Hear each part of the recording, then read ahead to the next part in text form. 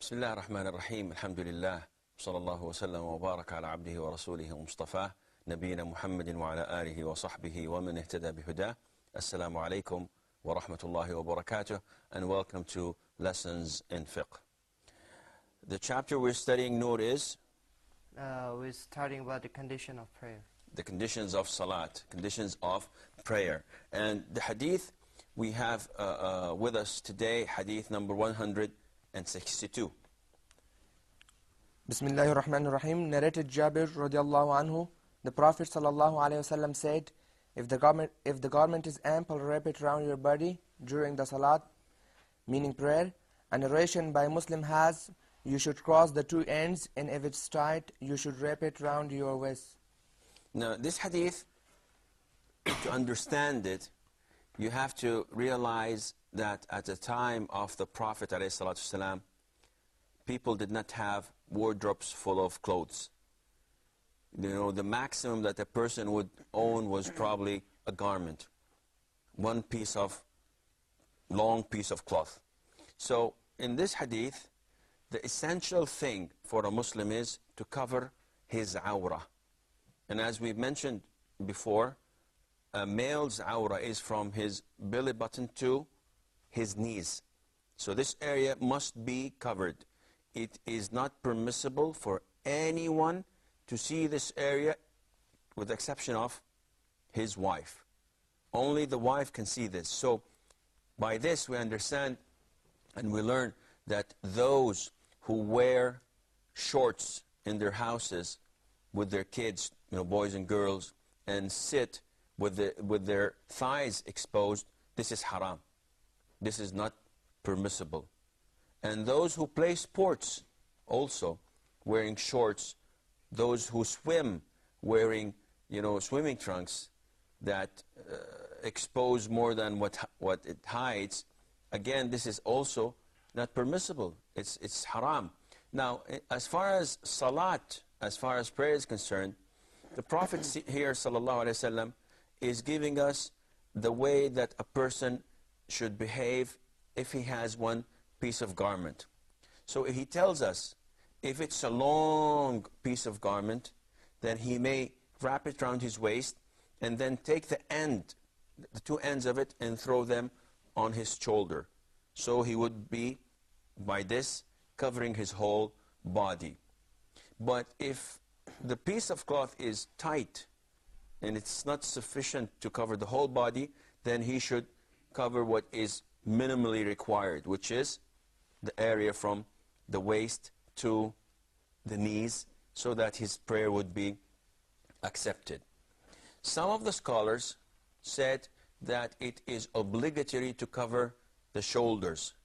So if someone is in the open, for example, or having a sea cruise, and he swims, and he comes out of the water, and he wants to pray, but he doesn't have any clothing except his swimming trunks, which is from his waist to his knees, then Imam Ahmad says that his prayer is not acceptable. He has to have a t-shirt, he has to throw a towel on his shoulders, he has to cover his shoulders.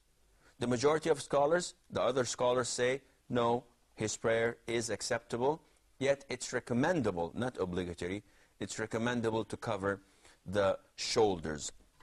And what this hadith tells us about.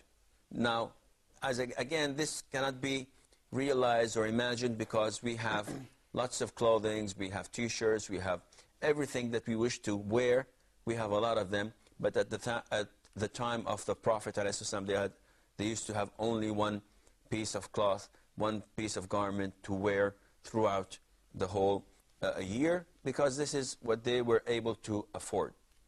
The following hadith, hadith Salama, Narrated by Salama, may Allah be pleased with her, she asked the Prophet sallallahu alaihi wasallam, can a woman pray in a long dress and a veil without wearing a lower garment? He, meaning sallallahu alaihi wasallam, replied, if the long dress is ample and covers the surface of her feet. Now this hadith, again, is not authentic. It's a weak hadith.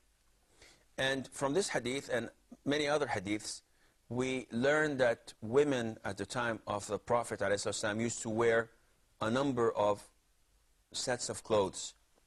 You know, khimar, dir', izar, and so on. Different names and different usages and description to them. But what we need to learn is that in order for a woman, for her prayer to be accepted, she has to cover her awrah. And as you recall, Fadi, what is the awrah of women in salah when there are no men watching? The whole body except their hands and the face. Except the hands and the face. And we've mentioned also that Abu Hanifa and Imam Ibn Taymiyyah say that even the feet are not considered to be awrah during prayer. That is, when there are no strange men looking. But if the house is, the husband or the son or the brother are present, then it's okay to uncover the feet, the hands, and the face. It's okay, as mentioned earlier. But we have to note that the dress of women, though there is no one in the room except her husband or her brother, she has to wear something that does not see through. You cannot see through it. And something that is not tight.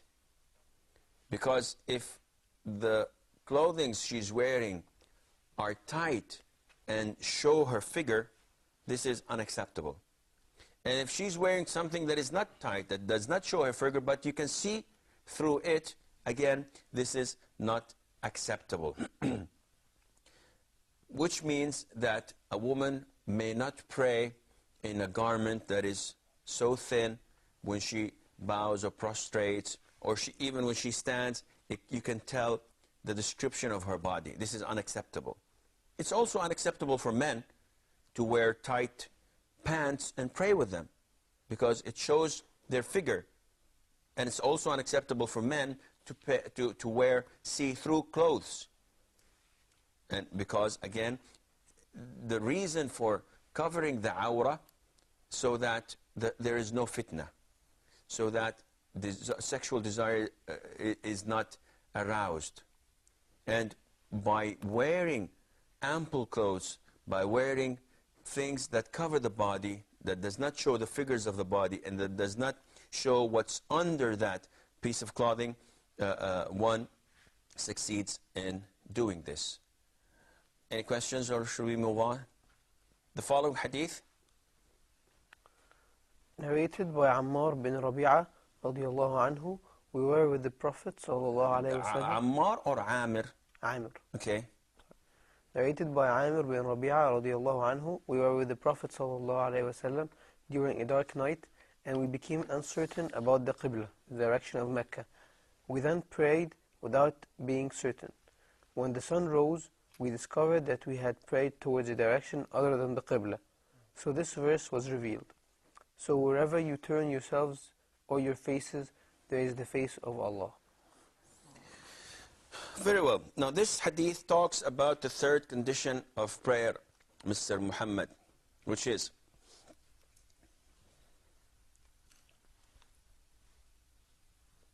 Abu Malik.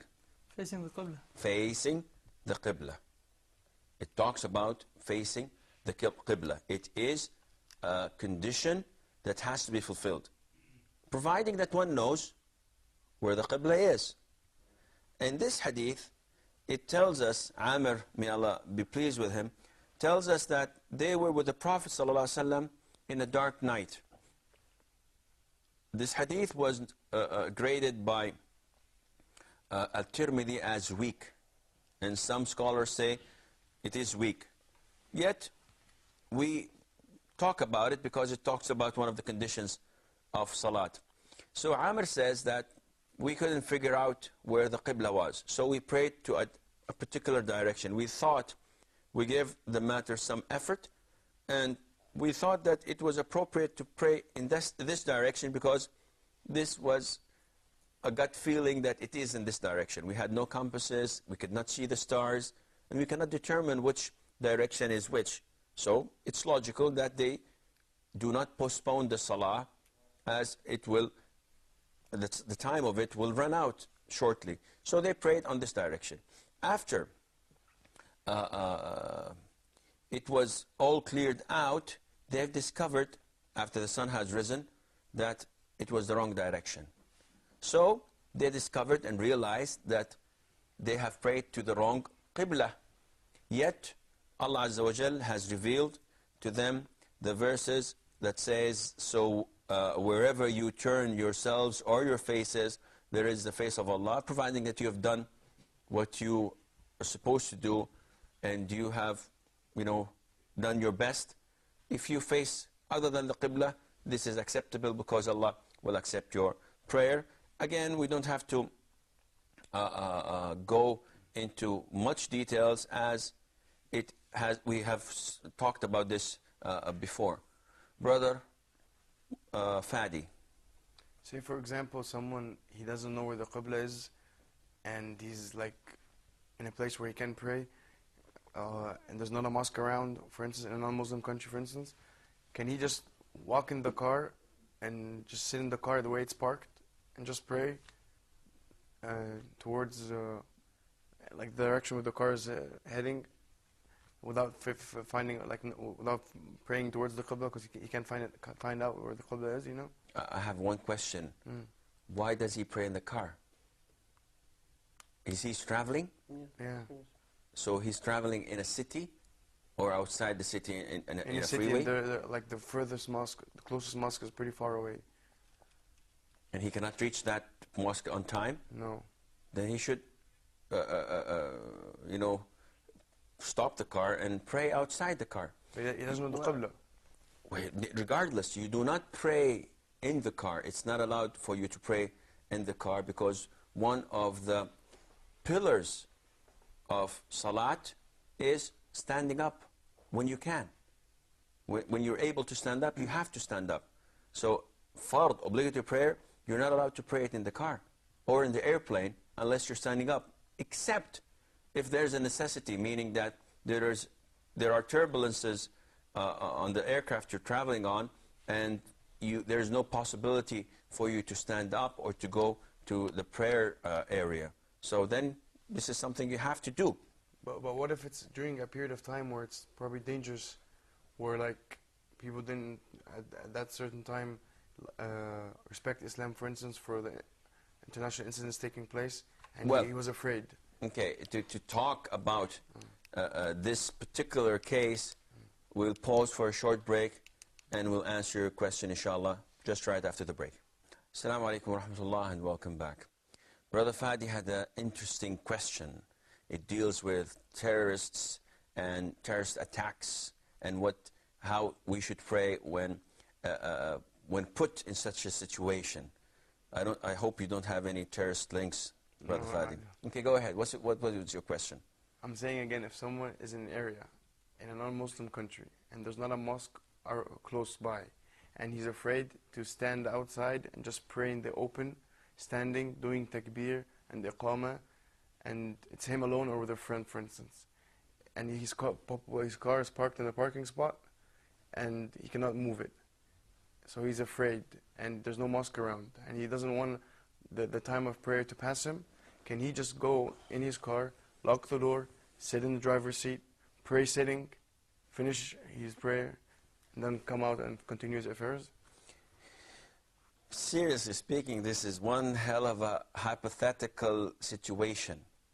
It can be imagined if you are surrounded by zombies, and the minute you open the door of your car and they're going to snatch you and start eating you. But even though in such a situation, if you drive for about 10-15 minutes away from them, it's going to clear out. So let's assume that you are, like some of the brothers just mentioned a while ago, you are driving in a safari park, and it's a long drive. And if you park your car and you come out, a lion or a tiger or a crocodile or whatever animal would jump you and probably harm you. So you have no way of leaving your car, and the closest distance for clearance would be not sufficient for you to pray after you reach it. Then, only then you may pray. But you have to remember that there are so many things that are imaginable and not real. Lots of the guys say, I'm in a situation where I cannot pray. I can't do this, I can't do that. May I have the excuse to do so? Some brothers call me and say, well, we are in a country where Islam is being oppressed. Though it's a Muslim country, but if I don't shave my beard, there's a possibility that the authorities would come and interrogate me and ask me questions and maybe throw me in jail for a week or so. So is it okay to shave my beard? This is hypothetical. Now, how many of the brothers have faced such a thing? Said, well, I know 1 out of 1,000,000. Then this is not a good excuse. So you don't do this. You do it, it's permissible for you to cross the line if you are faced with danger. If you are being, harassed, or you're being punished for something that Islam tells you it's okay not to do it in such a case. But just because you're afraid or you're imagining things, your phone is tapped or people are following you, then this means I have to shave my beard, my wife has to take off her niqab and cover, and we have to be westernized just to be normal people. This is unacceptable. Brother Mustafa had a question. Almost the same question. Suppose you're driving and then you're stuck in traffic and you know for sure that the nearest mosque, when you reach it, you're going to miss prayer. Is it allowed for you, for example, to park your car and then pray in your car sitting? Of course. No. While you're sitting? No. You remember that the Prophet ﷺ said that I was given 5 things that no other prophets or messenger has been given. And the second thing he said, that the earth was made for me a place of prayer and ablution. Which means that even if you're stuck in traffic, you will be able to find a place to park your car and pray, even on the pavement, on the asphalt, or anywhere. It's not you have to pray in mosque. No. You can pray anywhere. But the problem is with praying sitting down. Because this means that it's exactly like if a person says, well, I don't have water to perform ablution, and my house is about an hour drive. So is it okay to make tayammum? Are you in the city? I said, yes. Are there mosques around? I said, oh, plenty. Are there grocery stores around? I said, oh, yes. I can buy water like crazy, but I don't want to. I'm used to performing ablution in my house. So can I pray with tayammum? Answer is no. As long as there's a possibility or you're able to go and get water, you can't pray with tayammum. As long as you can park your car and pray standing up, you are not allowed to pray in your car. Again, Brother Fadi. But isn't there an evidence of taking the direction of the Qibla on the dabba, on the camel, and praying on it? Yeah, but what kind of prayer? Only voluntary prayer. There was not informed? No obligatory prayer, none whatsoever.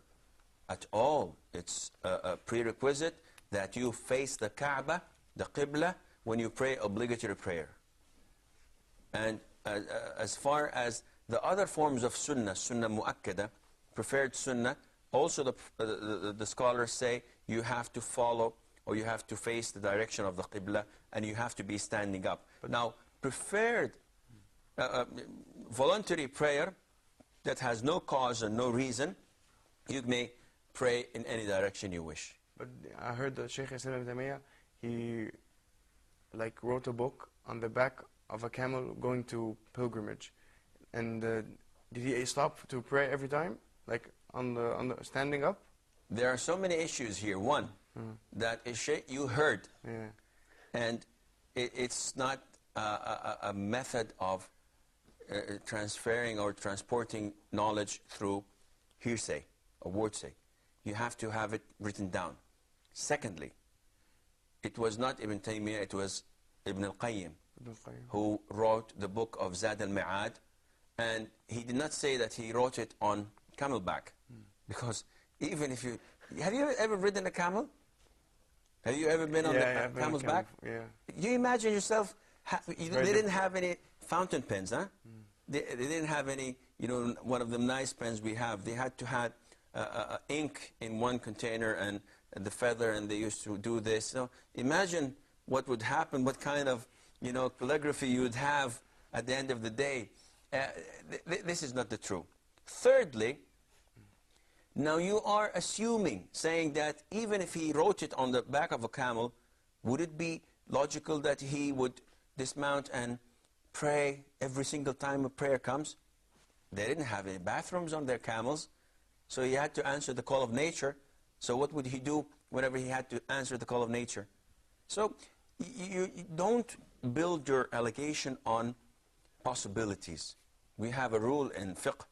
It says whenever there is a possibility, then this is not good for, it's not an evidence. إذا تطرق الاحتمال بطل الاستدلال. So if you say that I have an evidence, but it might mean so and it might mean the other way, then immediately you reject this. This is unacceptable. Evidence has to be clear-cut and straightforward.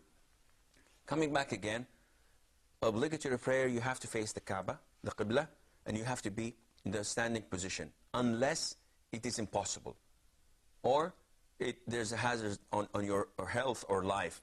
Then it's already okay for you to pray sitting down. We move on to the following hadith, hadith number 100 and, if I'm correct, 165? Yes. Okay, go ahead please. Narrated by Abu Huraira, may Allah be pleased with him. Allah's Messenger sallallahu alayhi wasallam said, the direction between the east and west is a qibla. Can you explain this hadith for me, Fadi? The direction between east and west is the qibla?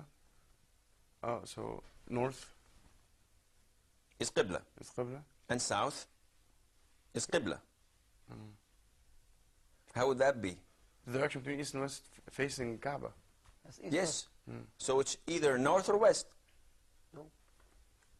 How? What do you mean by no, Mustafa? Yes. Yeah, it can be, right? So you have to know what is the origin of this hadith to be able to understand it. Muhammad. Yeah, because it is locating in the Middle East. Oh, and on one side is Mashriq, other side is Maghrib. So between both of them is Qibla. So if I face north or south, it's okay? No. No. Nobody says this. This hadith, the Prophet said it when he was where? In the Kaaba. In Medina. In Medina. When he was in Medina. Now, where is the Qibla for those who are in Medina? It's to their south. It's to their south. Okay? So, this is the Qibla, and this is south, and this is east, and this is west. So, if I go this way, I'm not facing the Qibla directly. And if I go this way, it's a nice chair. It's nice. I'm not facing the Qibla directly. So the Prophet tells us that if you cannot pinpoint the Qibla, then whatever between the east and west is considered to be Qibla. So a small diversion is accepted. But if you go all the way to the east, this is not accepted. If you go all the way to the west or to the south, this is not accepted. So you have to understand what the context of this hadith is, so that you don't go into details that are not unnecessary. Do you understand this? This means that if I can pinpoint the Qibla directly, I can pray to it. And any small diversion would be okay. Any small diversion would be all right, and there's nothing wrong in this. You don't have to be really, down to the details in exactly the degrees and the minutes of the direction. It has to be this. It's preferable, yes, but if it's unintentional, it's okay. Now, the condition of facing the Qibla, you're excused in many cases not to face it. When? When are you excused not to face the Qibla? When you don't know. Not when you don't know. And you tried your best and you couldn't know. This is one. Two. You're riding a vehicle and to play the Sunnah prayer. No, I'm talking about obligatory prayer. When you're in an airplane. Well, not necessarily, no. When you're too sick to move. Okay, excellent. When you are unable. When you are unable to face the Qibla because of illness or because you're tired. You are locked in a cell, God forbid, and you can't face the Qibla. This is the only direction you can. Then you may do this. Another one, and last, we will inshallah conclude our episode with it. In case of fear. So it's not the airplane, it's not the car, it's fear. If you're afraid, if you stand up, then something bad will happen to you, something awful would take place. Then this is especially in the case of a pilot. If a single pilot flying the aircraft, and if he stands up and prays, hell breaks loose. So he is supposed to sit down and continue and pray as he is. I'm afraid that this is all the time we have for today's program. So until we meet next time, fi amanillah. Wassalamu alaikum wa rahmatullahi wa barakatuh.